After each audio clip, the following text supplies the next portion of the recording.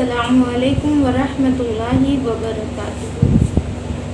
Rabbi इश्रह ली सदरी व यस्सिर ली अमरी वहलुल उक़दतम मिन लिसानी यफ़क़हू क़ौली।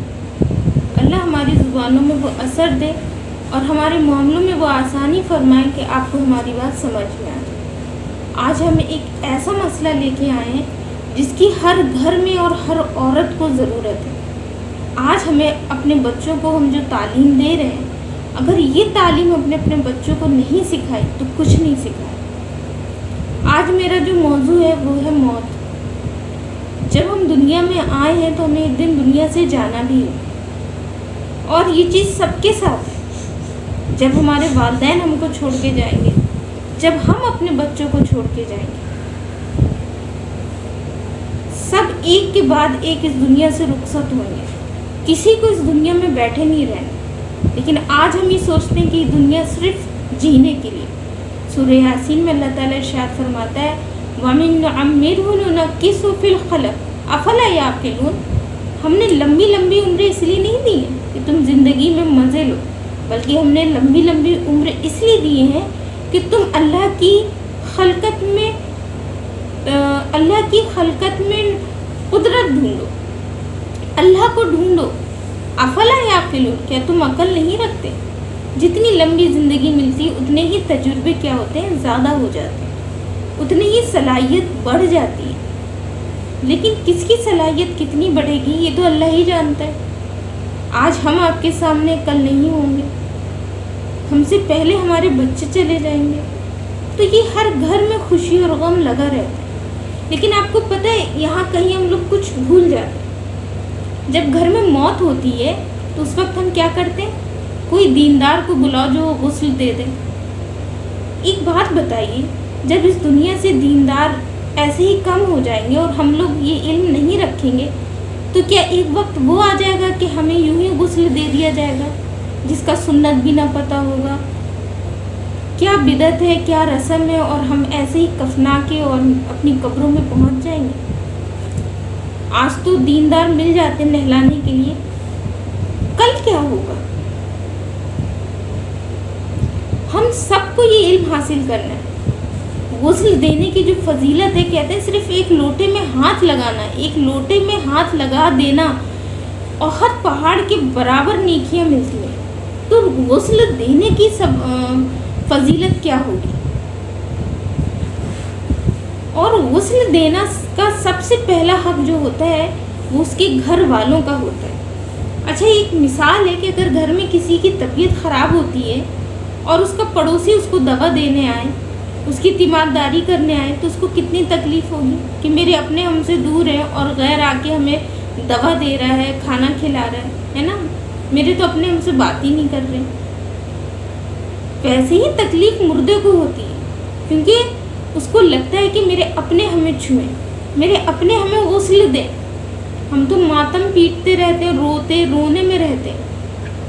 आपका मुर्दा, आप उसकी रूह आपसे चीख चीख के कहती है, पढ़ो, हमें दम करो, हमें एसाले सवाब चाहिए इस टाइम। और गुस्ल में हमें मेरे अपने हमें गुस्ल दें, तब तो हम दीनदारों को ढूंढते। क्या कल दीनदार ख़त्म हो जाएंगे तो हमें कौन, हमारे बच्चे किसको लेके आएंगे? क्या हमें बिदतों के साथ नहला के दफना दिया जाएगा?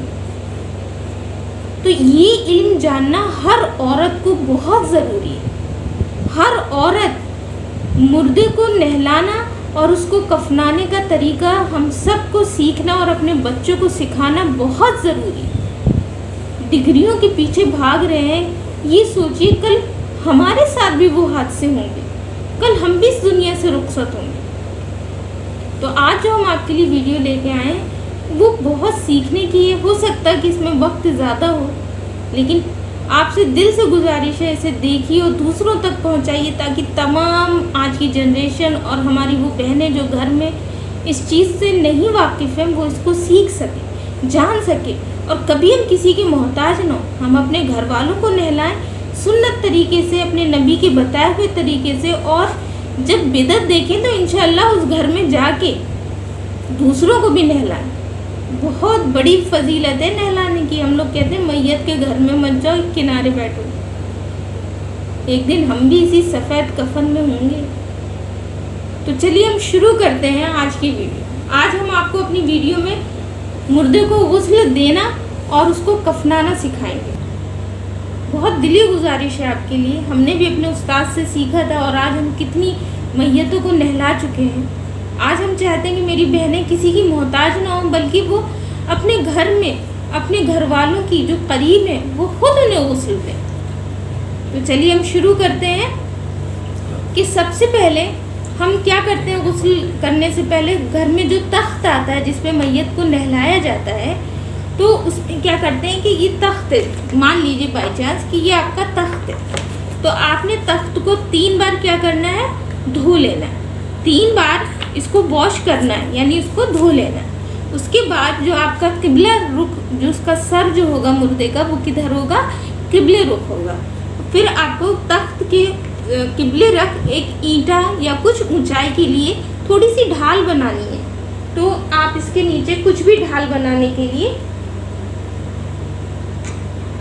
ऐसे हल्का सा ढाल बनाने के लिए आपको रख लेना है, ताकि जो निजासत का पानी है वो पैरों के तरीके से निकल जाए।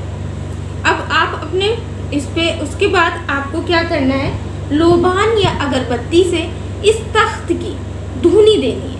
तो अगरबत्ती हो या लोबान हो, आप इसकी 3 बार राइट साइड से शुरू करना है। हमें राइट साइड से शुरू करके इस तरह हमें 3 बार या 7 बार इसकी धुनी देनी है। धुनी देने के बाद ये आप कहीं भी आसपास जहाँ आप नहला रहे हैं वहाँ पे आपको लगा देना है। उसके बाद अब आपको क्या करना है, आपका जो मुर्दा होता है उसको लोग आहिस्ता से कमर में हाथ लगा के 2 या 3 लोग उसको ला के इस तरह तख्त पे क्या करने, लिटा दें। भाई हमें डेमो दिखाना था, मेरे पास जो था वो आपके सामने है, हंसिएगा नहीं। तो ये क्या हुआ, ये आपका मानिए बाई चांस ये आपका मुर्दा है। तो अब आपको क्या करना है कि इसके कपड़े उतारने से पहले हमें औरत का पर्दा बहुत ज़रूरी है।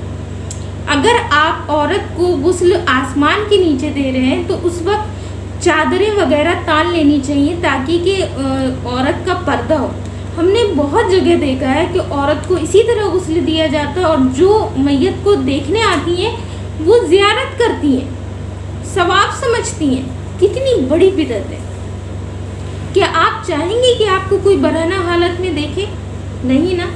उसी तरह मुर्दा जब वो अपने जिस्म में उसकी रूह नहीं होती और बिल्कुल बेजान होता है, लोग उसे छू रहे होते हैं, वो नहीं चाहता कि मेरे कोई नाजुक जगह पे कोई हाथ लगाए। तो औरत का जो जितना पर्दा जिंदा पे रहता है, उतना ही मरने के बाद भी उसके पर्दे का हमें ख्याल रखना है। तो अगर आसमान खुला है तो आप वहाँ पे तिरपाल वगैरह या बाहर नहला रहे आंगन में, तो चादर वगैरह का क्या करें, तान लें उसको, ताकि वो मुर्दे का पर्दा हो। उसके बाद आपको कपड़े उतारने से पहले कोई मलमल का दुपट्टा उसके ऊपर डालना है, इस तरीके से उसकी जो सत्र होती है उसको ढक देना है। उसके बाद आप कोई कैंची वगैरह से लेके अंदर उसके कपड़ों को साइड से काट के, उतारने नहीं है कपड़े, काट के धीरे धीरे खींच के निकाल लेने, ताकि मुर्दे को ज़्यादा तकलीफ ना हो। आपको वो कपड़े हटा देने वो। उसके बाद जब आपका ये जो सद पड़ा हुआ है, अब गुस्ल करने का तरीका देखिए क्या है। उसके बाद मुर्दे को सबसे पहले क्या दिया जाता है, गुस्ल दिया जाता है। तो गुस्ल देने के लिए आप अपने हाथों को मुर्दे की अंदरूनी जगह पे नहीं लगाएंगे, मना है। तो हम उसमें कफन में थैली आती है, अभी तो हमारे पास थैली नहीं है, तो या फिर कोई कपड़ा आप अपने हाथों में लपेट लें।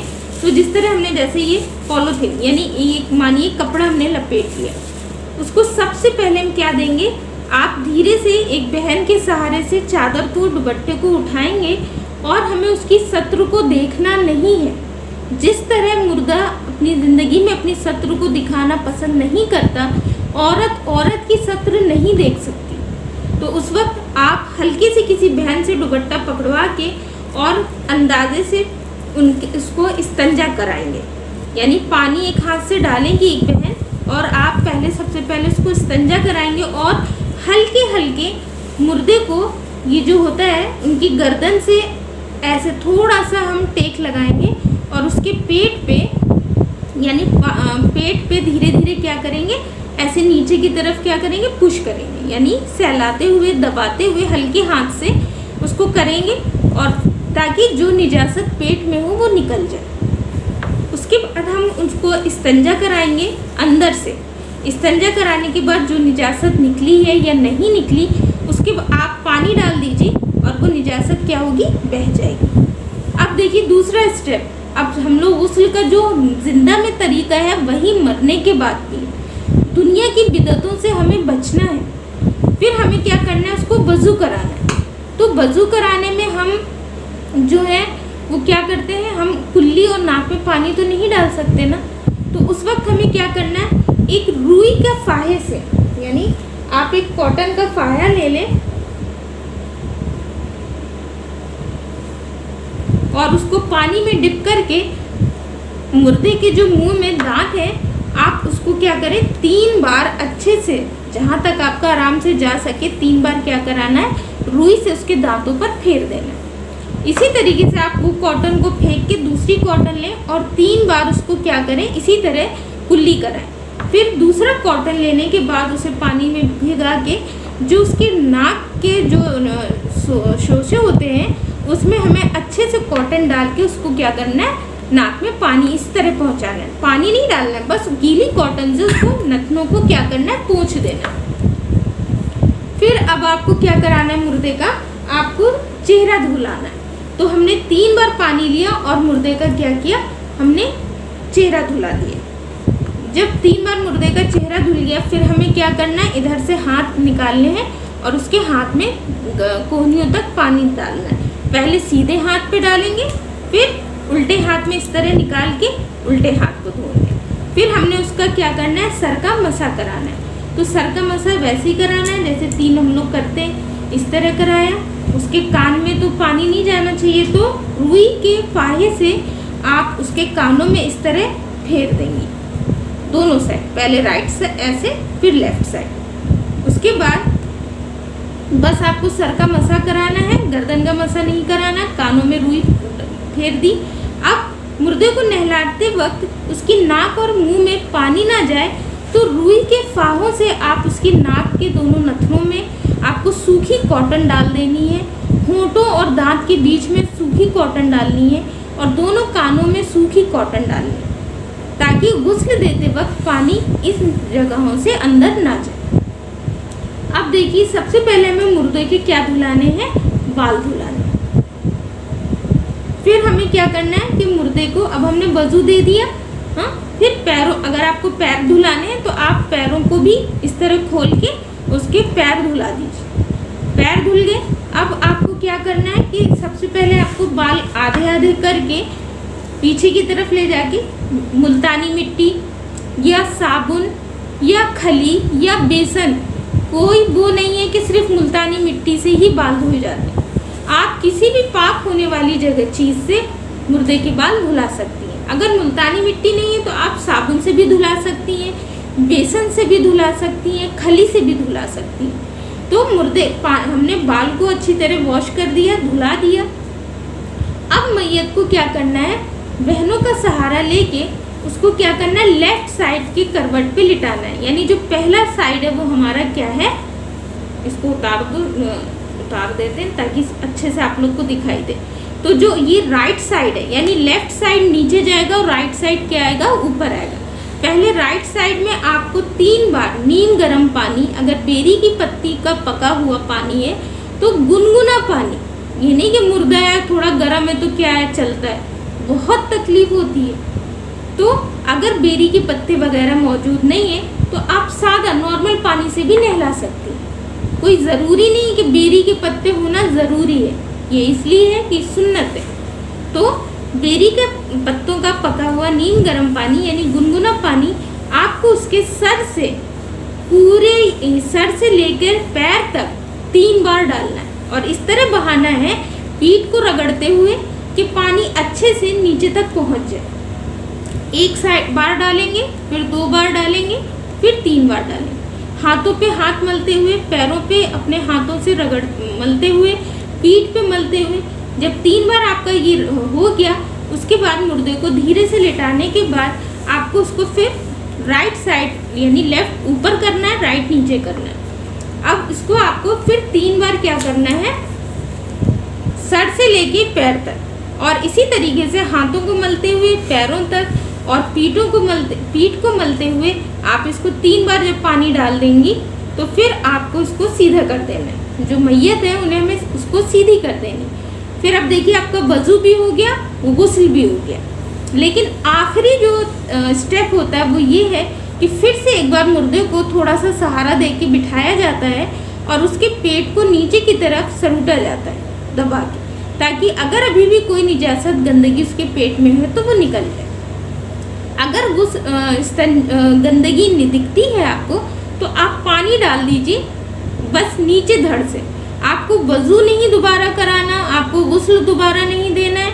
वो सिर्फ इसलिए कि नहाने के वक्त जो गंदगी होती है, जो पेट होता है वो थोड़ा ढीला हो जाता है, तो हो सकता है कि पहले ना निकले तो बाद में निकले। तो आपको अब दोबारा वज़ू नहीं देनी है, गुस्ल नहीं देना, वो आपका हो गया है। बस आपको अगर गंदगी दिखती है तो आप यहाँ से पानी डाल दीजिए, गंदगी बह जाएगी।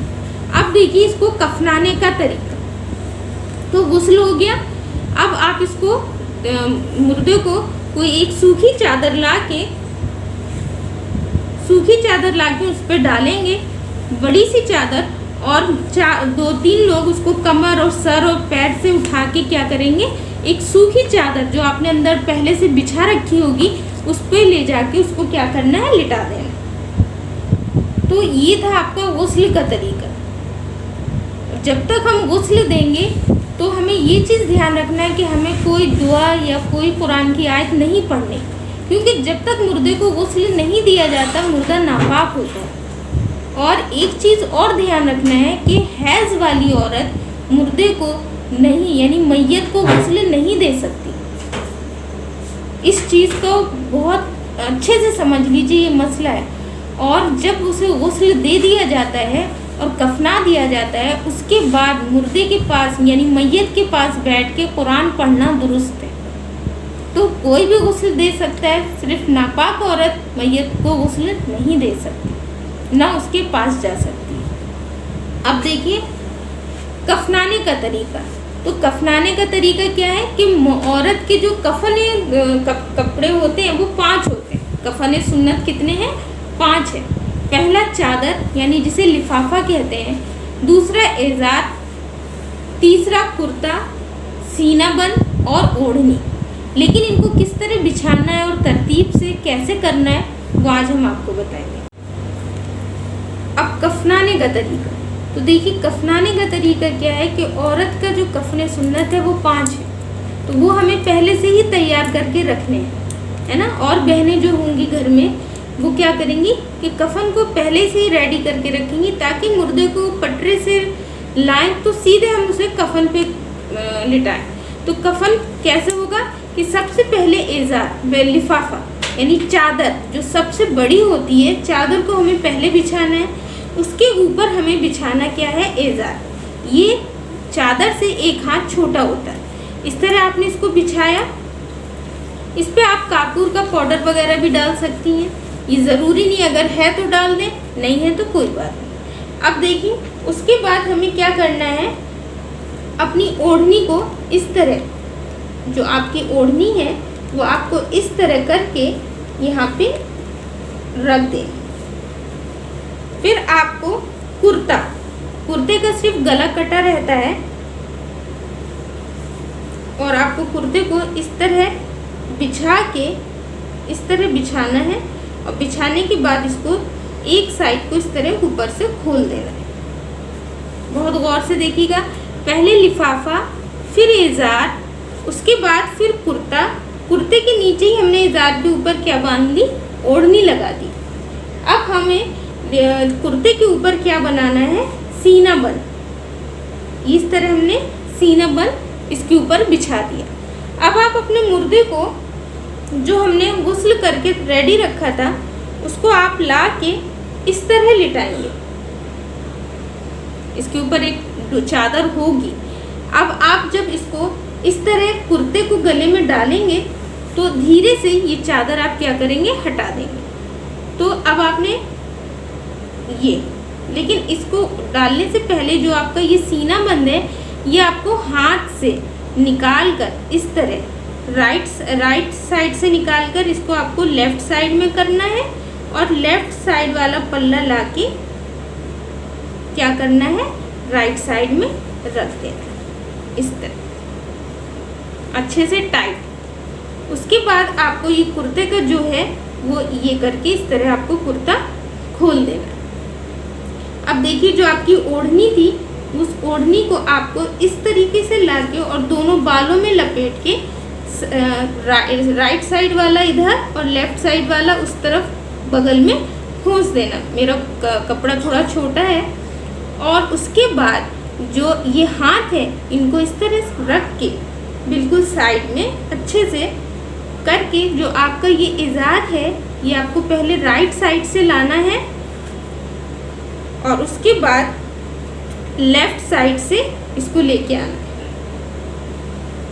राइट साइड लाके आपको पूरा लेफ्ट साइड में कर देना है और लेफ्ट साइड वाला उठा के पूरा राइट साइड में क्या करना है, खोस देना है अंदर की तरफ। फिर इसी तरह आखिर में बची आपकी चादर, लिफाफा, इसको भी पहले राइट साइड को उठा के टाइट हाथ से आपको क्या कर देना है, इस तरह पूरा ये आपको इधर लेफ्ट साइड में डाल देना है और लेफ्ट साइड वाला उठा के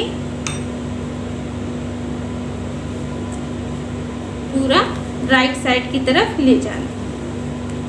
जो फेस होता है वो क्या होता है कि ये हम लोग छोड़ देते हैं कि अभी किसी को देखना है तो वो उसको देखने के लिए आएंगे, तो ये हम लोग अभी इसको कवर नहीं करते, यानी ये हिस्सा छोड़ के एक डोरी लेके आप इसके क्या करेंगे, एक डोरी लेके आप ये जो पार्ट होता है इसे हम लोग क्या करते हैं, बांध देते हैं।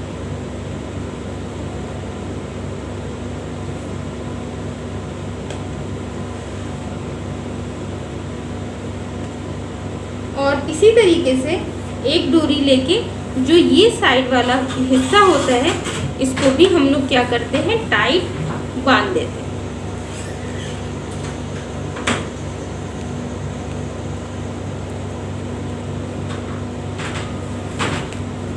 ठीक है, एक हमें यहाँ बांध देना है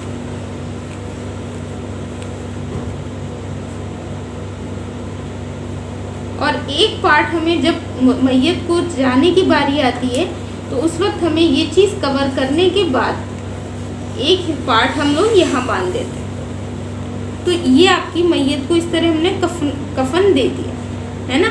आप चाहें तो अंदर काफूर की, रुई के फाहे वगैरह भी रख सकते हैं, इधर उधर काफूर भी लगा सकते हैं। तो इस तरीके से मैयत को हम लोग ने क्या कर दिया, कफना दिया। अब इर्द गिर्द बैठ के घर में क्या होने लगता है, रोने पिटना मच जाता है ना।